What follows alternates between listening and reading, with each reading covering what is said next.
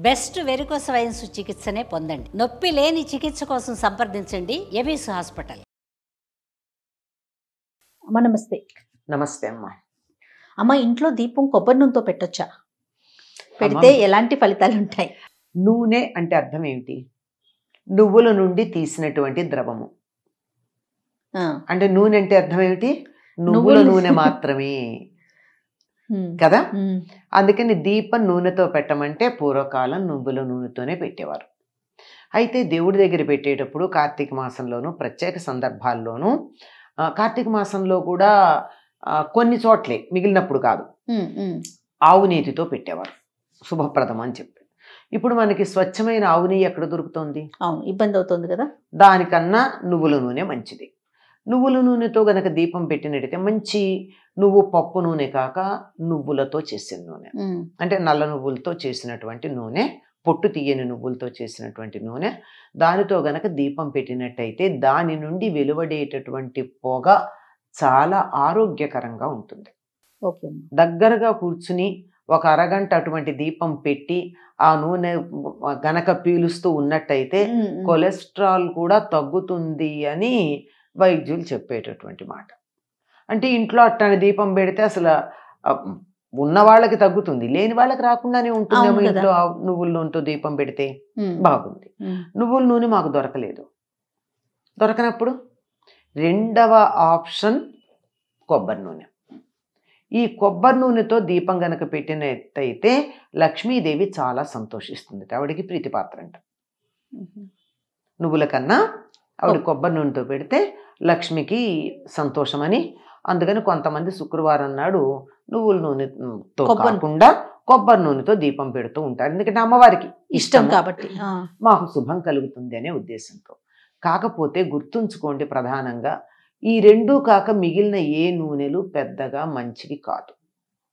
ఎందుకంటే వాటికి ఈ దేవుడి దగ్గర దీపం పెట్టినప్పుడు ఏ రకమైన ప్రయోజనం కావాలని మనం ఆశిస్తున్నామో అటువంటి ప్రయోజనం ఇవ్వగలిగిన శక్తి లేదు.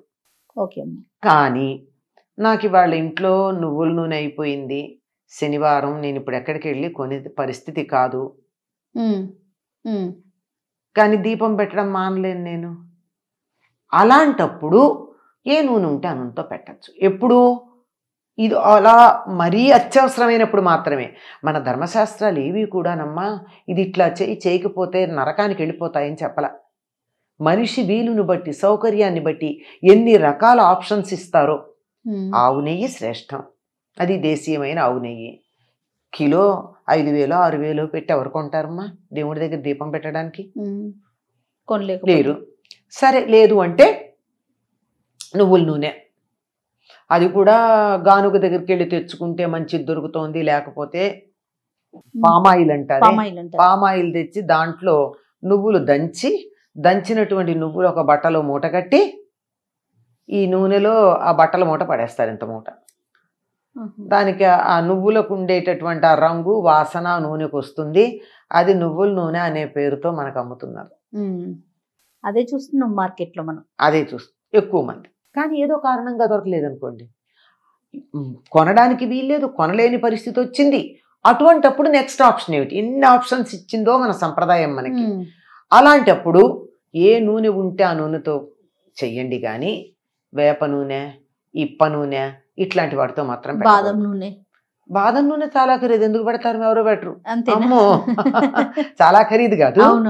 అంచేత వేప నూనె, ఇప్ప నూనె ఇట్లాంటి వాటితో కూడా దీపాలు పెట్టేవాళ్ళు ఉన్నారు.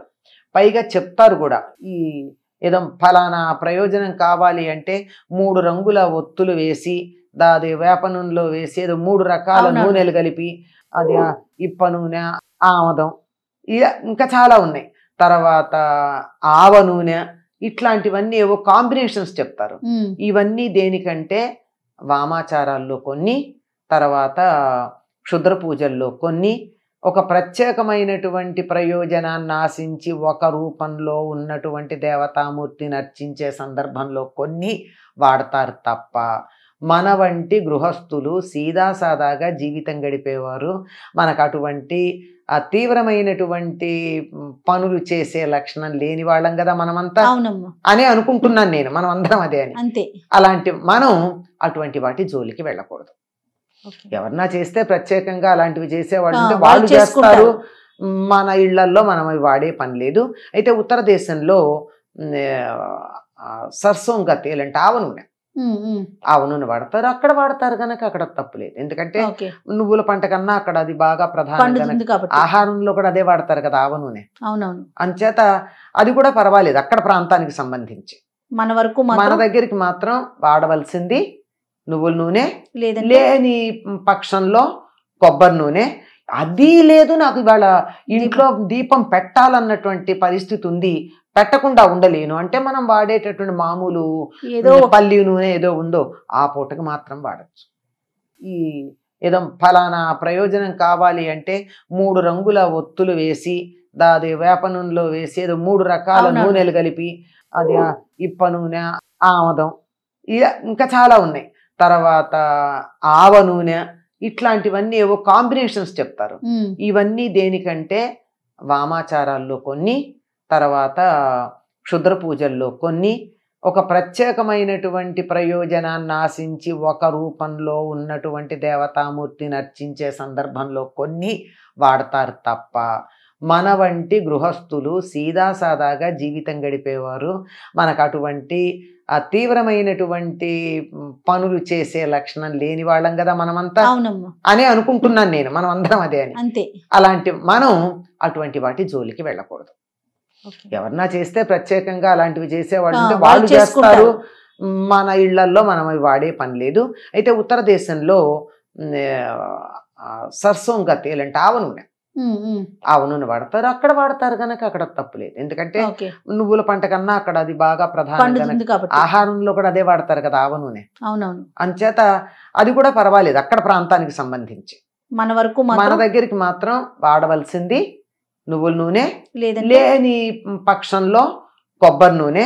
అది లేదు నాకు ఇవాళ ఇంట్లో దీపం పెట్టాలన్నటువంటి పరిస్థితి ఉంది, పెట్టకుండా ఉండలేను అంటే మనం వాడేటటువంటి మామూలు ఏదో పల్లి నూనె ఏదో ఉందో ఆ పూటకి మాత్రం వాడచ్చు, ఎప్పుడు మళ్ళీ రోజు వాడకూడదు.